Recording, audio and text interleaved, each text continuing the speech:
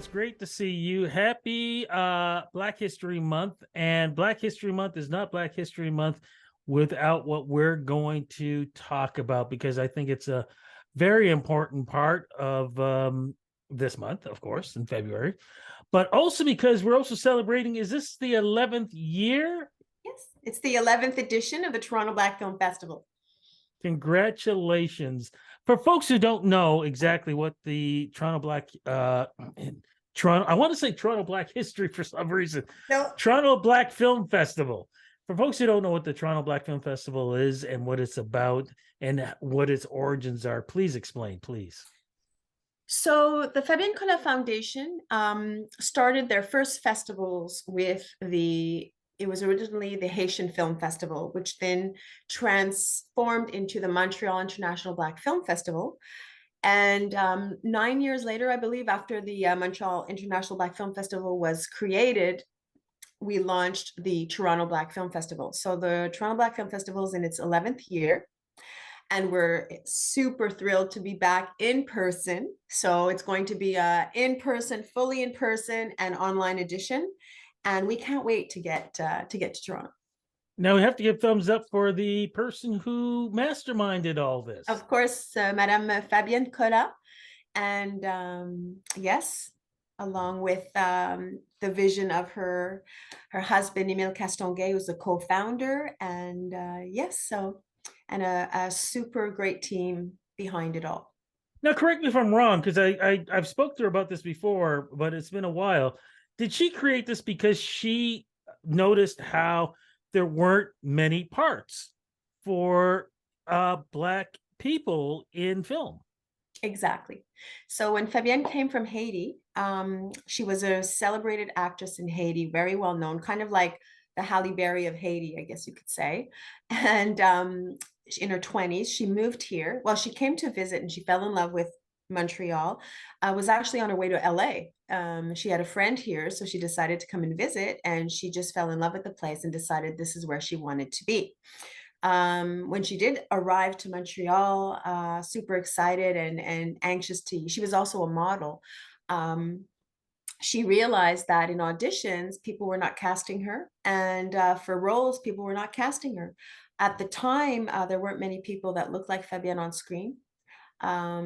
If we look back, we hardly saw any representation really in films, unless it was like a Black film, like, even Spike Lee at the time. I think he just came out with his first film. So um, she just felt like it was, she wanted to bring these Haitian films where she had performed in and where they were beautiful stories. And she wanted to share that with the public here in Quebec and Montreal. When she first approached festivals that were technically Black film festivals, there was one at the time, and the festivals just wouldn't play her films. They just didn't want to know about them, and so that propelled her into prompted her to start the Haitian Film Festival in Montreal. I believe it was called the Montreal Haitian Film Festival. Um, and then it she started with one film, and then that was so popular that she had a street team, her, and they were passing around flyers, old school style. And Montreal has a large Haitian community, and not only Haitian people came out, but she saw that people were really interested in seeing these films that these mainstream and these other theaters and other festivals just would not show. So that's when she decided, okay, she started doing it year after year. And I believe after the fifth year, it transformed into the Montreal International Black Film Festival. And then she really wanted to include filmmakers and films from all over the world, Black films from all over the world. And fast forward to 2023, and we've got film festivals across Canada now in Calgary, Vancouver, Ottawa, Montreal, Toronto, Halifax. Wasn't she just recently honored a few months ago? I know it was in 2022, and I do believe it was broadcast on CBC. Yes, yes, it was.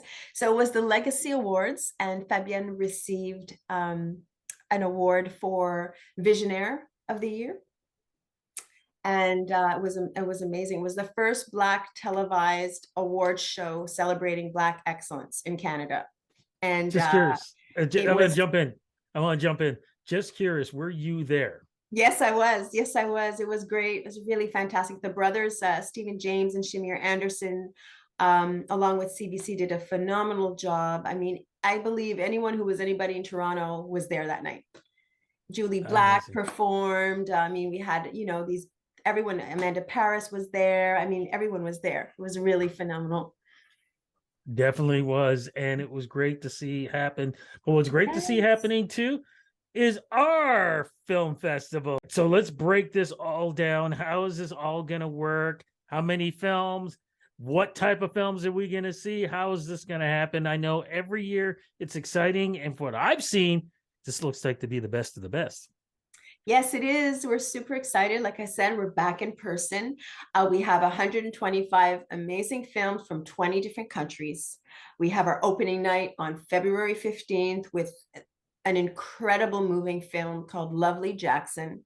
We have the honor of having Mr. Ricky Jackson and director Matt Waldeck in at the opening with us. So after following the film, there will be a Q&A with both of them. And I really encourage everyone to either buy your all access pass to watch this film or come out on February 15th, 8 p.m. at the Bader, Elizabeth Bader Theater, to come and see this film because it will move you. And just hearing Mr. Jackson's account of what he went through and seeing him come out of this with, anyway, I'm not going to give it away.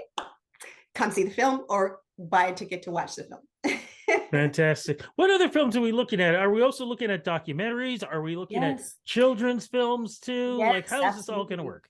Absolutely, Rudy. So in every festival, we have documentary features, we have short documentaries, we have narrative features, we have children's films, really great for kids.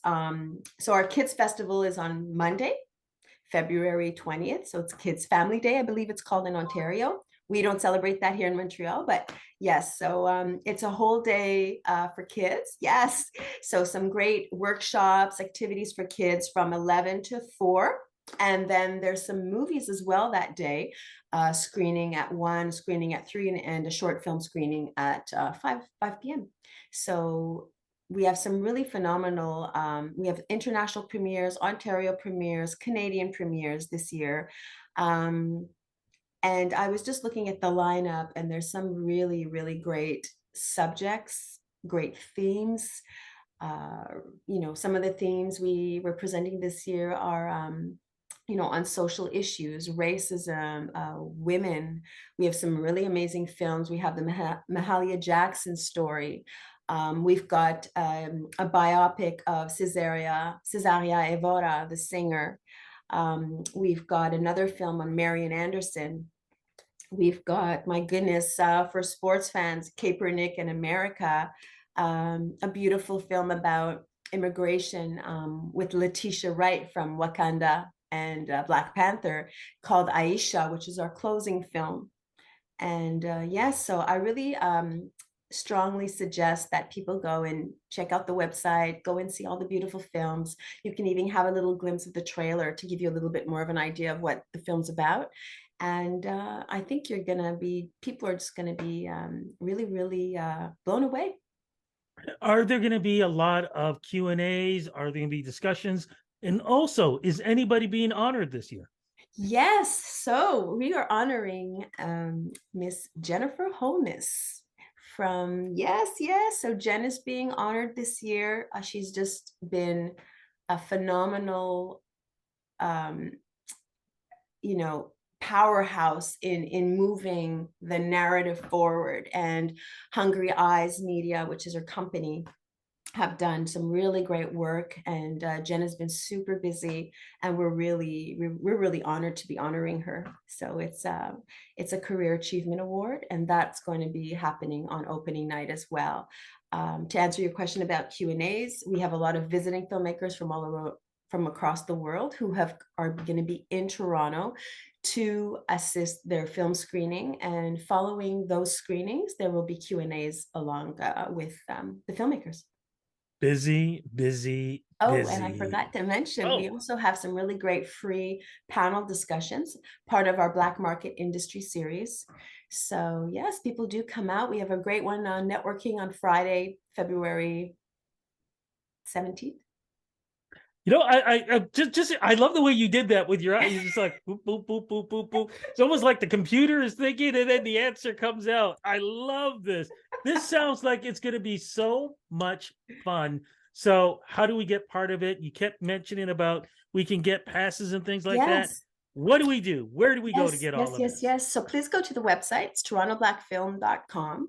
And you can go to buy your all access passes. You click on that little button and you have this year we've got online all access pass for $119, or we have the online in-person pass, which gives people the opportunity to come to every film screening and including the Children's Festival on Monday. And like I said, the panel discussions are free. So yeah, it gives somebody, somebody that really wants to come and see films the whole week. This pass enables you to do that.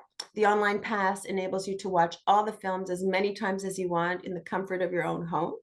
And we also have individual tickets, individual tickets for different screenings as well.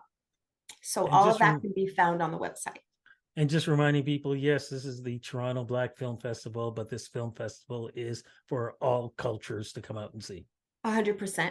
The reason why it was created was just that it's to be able to share experiences, Black experiences, Black stories, to bring them to audiences that otherwise would never see these type of films. Um, the festival was created to bring this platform to everyone to enjoy. And through watching these films, we really realize that we're not too far connected at all. I love it. Yeah, Congratulations for another year. Cannot wait. This is a great way to celebrate Black History it Month. is. But it's not only that, it's also just to be able to present another way in celebrating our culture. Thank you again for the interview. Looking forward to being there on opening. Oh, I see a finger going up. I forgot to mention one thing. So another exciting another exciting feature of the festival that came back is our music series. So every night Ah, after the last film, yes, people can come out. It's at Pogue Mahone Bar and Kitchen, I think it's called. And yes, people can come out and come and listen to some amazing local talent, music, and spoken word. So every night that starts at 10 p.m. At Pogue Mahone. All the information is on the website. I'm going to be parking myself there. Thank you Yes, again for you're this welcome, great Rudy. interview and congratulations for another successful year. Uh, Thank you. Thank you for having me. And I'm going to send you a quick invitation right now. Cannot wait. Thanks again. Thanks. Bye bye.